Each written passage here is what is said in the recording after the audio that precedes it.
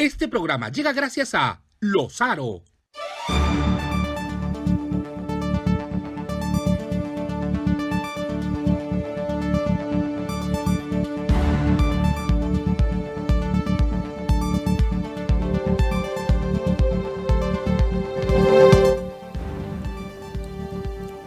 Buenos días, bienvenidos a Ya es Hora. Soy Stephanie Morales. Domingo a domingo estamos profundizando en los temas que usted necesita conocer. Y por supuesto, hoy en el programa tenemos que hablar de la situación que ocurre desde hace una semana en Cuba. Cómo han ido evolucionando las protestas en contra de la dictadura, las reacciones también. Pero ¿cuál es esa situación que los Castro, que los gobernantes de la isla no quieren que conozcamos? Situación que hemos recogido aquí en el programa a través de testimonios de jóvenes universitarios que se encuentran en la isla, con imágenes grabadas por ellos de cómo se ha intentado reprimir el derecho de protesta en medio de una dictadura que tiene más de 60 años. Vamos con el informe.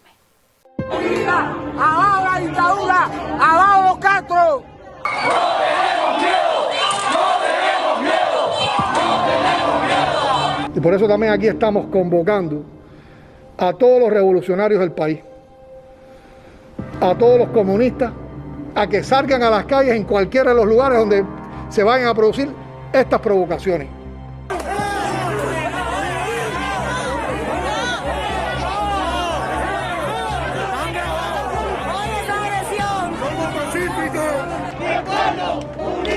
¡Jamás será vencido!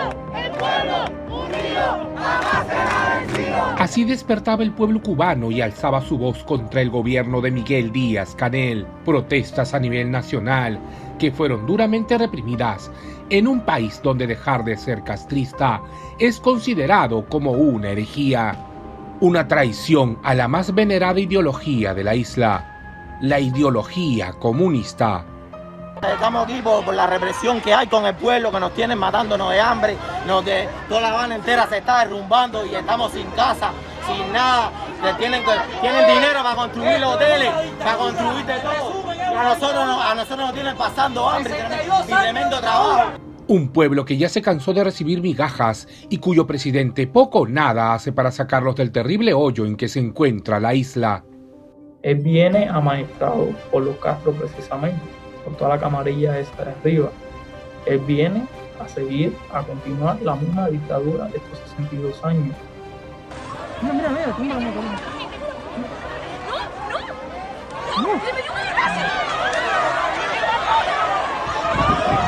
¡Le metió!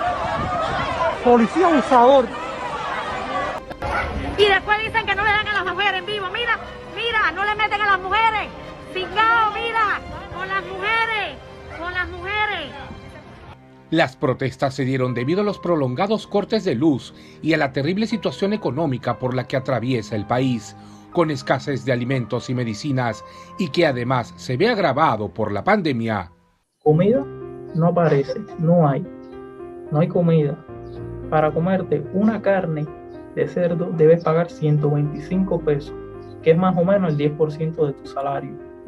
El salario mínimo en Cuba es de alrededor de 1.500 pesos, es decir, unos $63 aproximadamente, que en nuestra moneda equivale a casi 249 soles.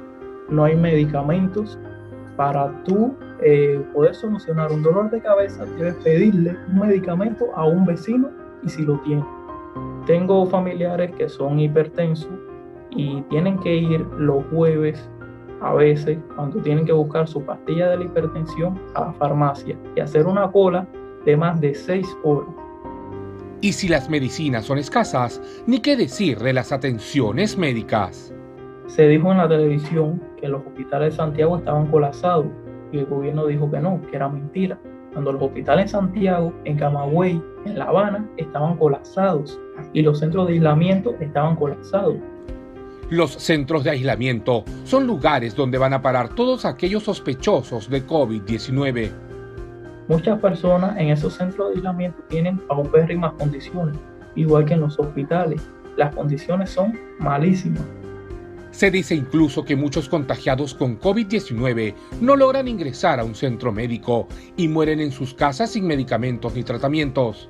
A pesar de ello, la esperanza de muchos está en la vacunación y Cuba hizo sus propias vacunas llamadas Abdala y Soberana, que según las autoridades de la isla tienen más del 90% de efectividad, aunque no han sido aprobadas por la Organización Mundial de la Salud. Más de una razón para que el pueblo cubano decidiera alzar su voz. Eso era algo que ya se veía venir. La gente se cansó, la gente no dio más, la gente se ha dado cuenta de que el único modo es protestar, es salir a las calles, es decirlo. Producto de las represiones en las protestas, se reportó un muerto en Arroyo Naranjo, un barrio al sur de La Habana. Jesús Javier Basulto fue uno de los que salieron a protestar en la ciudad de Camagüey. Había muchas personas vestidas de civiles diciendo viva Fidel, a la vez que nosotros decíamos nuestras consignas. Muchas personas de esas que decían viva Fidel, viva Raúl, viva la revolución, que nos querían callar, que nos querían parar.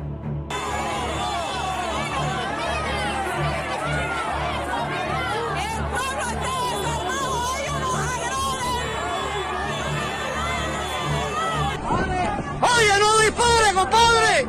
No dispare a la gente, que somos mujeres las que hay ahí. No disparen. Pero no dispare a la gente, compadre. Pero no disparen. No dispare a la gente. Oye, no disparen. Al menos 100 personas fueron arrestadas durante y después de las protestas, entre ellas periodistas cubanos como Camila Acosta, corresponsal del portal ABC de España. Que se libere de una forma inmediata a la corresponsal de ABC que ha sido secuestrada en Cuba, cuyo único delito ha sido informar de la grave situación que existe en aquel país. Del mismo modo, el fotógrafo de la agencia Associated Press, Ramón Espinosa, también fue detenido y golpeado mientras fotografiaba las protestas.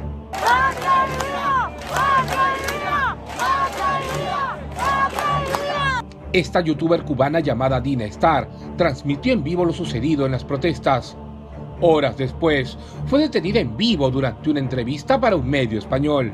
Estoy en un momento, estoy dando la entrevista súper nerviosa porque a mí me acabaron de citar ahora mismo. ¿Qué pasó? Dina, ¿quieres decir algo? Que no oye. La seguridad está allá afuera. ¿Está fuera la seguridad? Tengo que salir. Yo hago responsable al gobierno de cualquier cosa que me pueda pasar. 2 días después, fue liberada.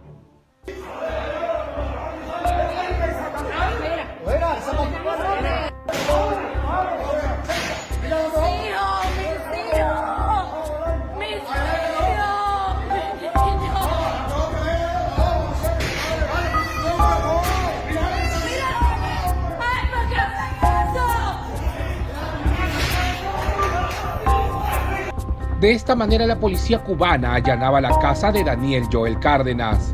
En presencia de su esposa e hijo, le dispararon y se lo llevaron. ¿Por qué hicieron esto si en mi casa no hay nada? Revisaron todo. En mi casa no hay nada. Mira lo que le han hecho a mi marido, mira. Se lo llevaron todos los cuernos rojos, acabaron con mi casa. No hay duda que estas imágenes que el gobierno cubano pensaba retener en la isla sacan a la luz la verdadera cara del régimen comunista. Un país donde al parecer se trata de gobernar en base al miedo, pero que hoy poco o nada les importa a muchos que salieron a las calles con tal de exigir su ansiada libertad. Porque yo estoy seguro que a raíz de todo esto a mí me van a pasar por un proceso, me van a investigar, me van a querer sacar de la universidad, me van a querer botar del trabajo, a quitar mi ubicación que ya la tengo. Y eso es lo que yo no quiero. Hay mucho miedo. En esta sociedad hay mucho miedo.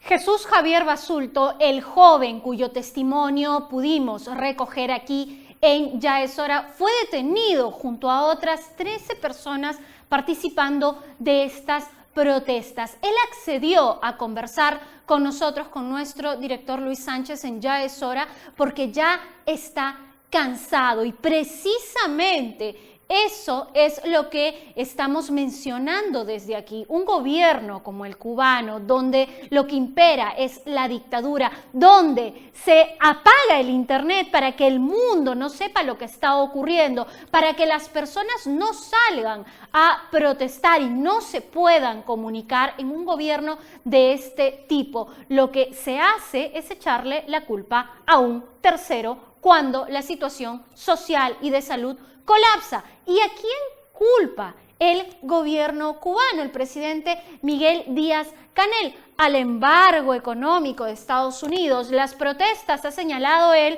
son una campaña diseñada desde Estados Unidos. ¿Qué es lo que realmente está ocurriendo en la isla? Lo vamos a conversar con Francisco Belaúnde, internacionalista, quien ya se encuentra con nosotros. Bienvenido al programa, muchas gracias por estar aquí. La pregunta se la traslado, ¿es esto culpa del embargo como lo pinta el gobierno cubano? Bienvenido.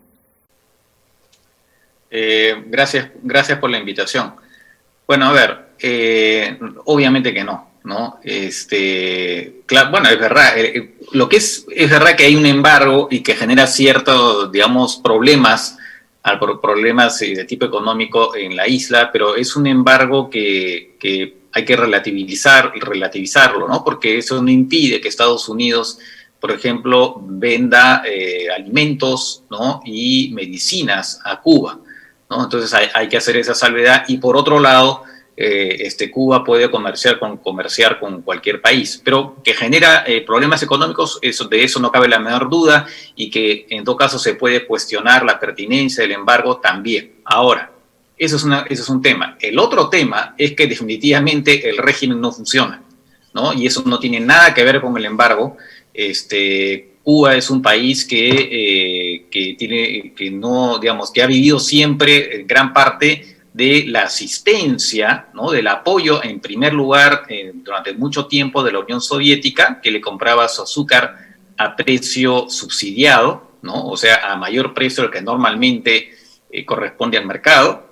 Y después, cuando se cayó el apoyo soviético, la economía cubana entró en una turbulencia muy grave, y ahí entra el apoyo, y ahí tuvieron suerte, el apoyo de los venezolanos, el régimen chavista. Entonces es un régimen que no funciona, porque claramente un régimen comunista, pues ya se ha visto que lo único que trae es miseria, ¿no? Más allá de algunos logros puntuales, en fin, que puedan tener, por ejemplo, en materia de salud, si se quiere, o en materia educativa, pero más allá de eso, es un régimen que lo que básicamente trae es miseria, es pobreza, no permite a la gente desarrollarse. Entonces, claramente, y si a eso se le suma la falta de libertades, obviamente, pues no es un argumento el tema del embargo, no es ninguna excusa para lo que está pasando en estos momentos en Cuba. ¿Hasta qué punto ha tenido que llegar el pueblo cubano para salir a las calles a realizar esta serie de protestas? Y la pregunta va un poco en el marco de que nos decía el joven con el que conversábamos, Jesús Javier Basulto, y hay muchos testimonios en internet que señalan que ya están cansados. Sin embargo, es una dictadura en la que se vive desde hace 60 años. Bueno, hay varios temas, ¿no? Definitivamente el régimen fue popular durante mucho tiempo. No hay que olvidar que reemplazó a otra dictadura, ¿no? Había una dictadura. La revolución fue en su inicio pluralista. Había gente de todo tipo, de todos los horizontes políticos, ¿no? Lo que pasa es que muy rápidamente los comunistas, a quienes eran comunistas, de verdad que eran Raúl Castro en especial y el Che Guevara, después a ellos sumaron al propio Fidel, que en un inicio ni siquiera lo era, ¿no? Pero rápidamente el régimen se volvió comunista, y claro, hizo una serie de acciones populares ¿no? Y fue ganando, y había el prestigio, ¿no? El prestigio, además el carisma de Fidel también, y había una legitimidad por ese lado, ¿no? Más allá de que no fuera un régimen democrático, que claramente no lo fue, más al contrario, aquellos que habían participado en la revolución pero que no eran comunistas fueron después perseguidos, ¿no? Incluso líderes importantes, ¿no? Como Hubermatos, por ejemplo, ¿no? Entonces, pero había una cierta legitimidad popular. Fidel Castro era alguien que tenía mucho carisma, como digo, y después también está la represión absoluta, ¿no? Hay que, en el caso de Cuba, como en el caso en general de los regímenes comunistas, no son simples dictaduras, son regímenes totalitarios. ¿Eso qué quiere decir? Que tienen un control integral de la población, ¿no? Un control integral de la población al que espían constantemente, y eso se ha visto en general en todos los regímenes comunistas. Por ejemplo, en el caso de Cuba, a través de los comités estos revolucionarios, ¿no? Comités a nivel barrial, que son los ojos y oídos de la revolución, o sea, que están vigilando permanentemente a las personas, y eso hace muy difícil realmente protestar, ¿no? Claro. Entonces, el descontento que se ha ido acumulando, pues, digamos, no es fácil expresarlo, ¿no? No es fácil expresarlo, y tiene que llegarse a situaciones realmente extremas como las actuales en el marco de la pandemia para que la gente finalmente lo haga, ¿no? Este es el movimiento de protesta más importante del año 94, o sea, estamos hablando de mucho tiempo, pero a eso se debe, un régimen que controla todo. Entonces se tiene que llegar a situaciones realmente extremas, ¿no? Para que finalmente la gente salga. ¿Podría decirse que se está gestando un cambio en Cuba? Porque yo recuerdo las protestas en Venezuela que hemos visto en los últimos años en reiteradas ocasiones, con la misma violencia y represión por parte de las fuerzas del orden, con la misma postura de los gobernantes de estos regímenes totalitarios, y al final seguimos viendo países comunistas que permanecen en esta situación de colapso, de falta de libertad, de escasez, con condiciones infrahumanas. ¿Podría verse alguna salida? Y además, ¿cómo dentro de esta discusión ingresa esta postura de algunos que dicen, bueno, Estados Unidos debería intervenir? ¿Se puede? ¿Se debería dar? Bueno, para empezar, cuando hay un régimen que quiere quedarse en el poder y está dispuesto a cualquier cosa para quedarse, es muy difícil desalojarlo, ¿no? Eso lo estamos viendo en varios lugares, no solamente respecto de regímenes comunistas, como en el caso de Cuba. Dicho sea de paso, de régimen puramente comunista solamente quedan dos, ¿no? Que son Corea del Norte y Cuba, ¿no? A pesar de que en ambos casos, en particular en Cuba, están comenzando a permitir algunos negocios claro, privados, pero sigue siendo básicamente un régimen comunista. Pero también dictaduras de otro tipo que también se quieren quedar en el poder, pues es muy difícil sacarlas, ¿no? Muy difícil. No es una cosa que realmente se da, pero no necesariamente ocurre. Ahora, en cuanto a la posibilidad de lo que Estados Unidos puede hacer, pues en general una intervención militar creo que está descartada, ¿no? No va a ocurrir porque simplemente pues sería una guerra que sería inmanejable, o sea, desde el punto de vista, digamos, militar, si se quieren, para Estados Unidos, y político sería un desastre. Lo que sí acaba de declarar el presidente Biden, que están viendo la posibilidad de utilizar mecanismos tecnológicos satelitales para restablecer el Internet en Cuba, ¿no?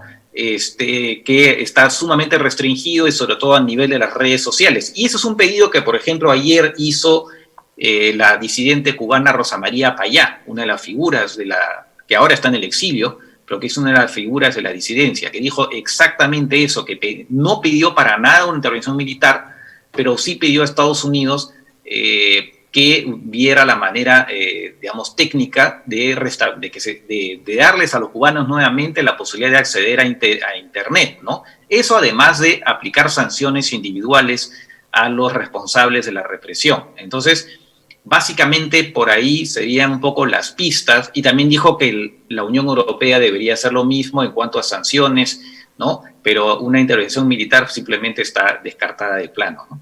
Bien, señor Belaunde, muchísimas gracias por estar con nosotros. Seguiremos analizando la situación de Cuba y la idea es que todos conozcamos lo que está ocurriendo en la isla y que no tengamos pues políticos como el señor Pedro Castillo, por ejemplo, que ha dicho a través de su cuenta de Twitter que todo esto es culpa del embargo y de Estados Unidos y que de alguna forma parece que se suma a lo que señala el presidente cubano Miguel Díaz-Canel. Vamos a hacer una breve pausa aquí en el programa. Primero es por aquí, Davis. Primero es por aquí. Tengo que agradecer a Isique que me tiene lista todos los domingos para el programa. Si usted quiere atenderse en cualquiera de sus 3 locales, son con todas las medidas de bioseguridad del caso y puede comunicarse a los números que están apareciendo aquí en pantalla. Y por supuesto también tengo que agradecer a Epimeleia Ropa Materna,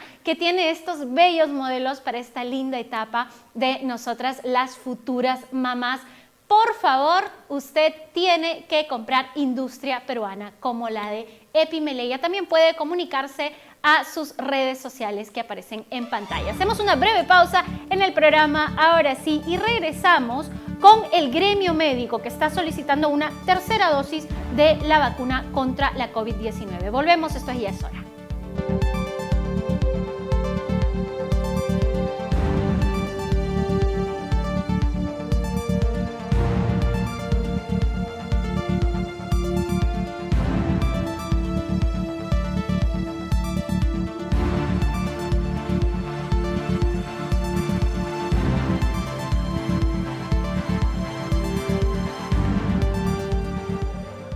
Dicen que somos un país pintoresco. Y es verdad, estamos llenos de colores. Y tu casa no debe ser la excepción. Dale vida a tu hogar con Pinturas Lozaro, 100% lavables y de perfecto acabado. Pinturas Lozaro, la calidad nos identifica. Encuéntranos en Ferreterías y Matizados.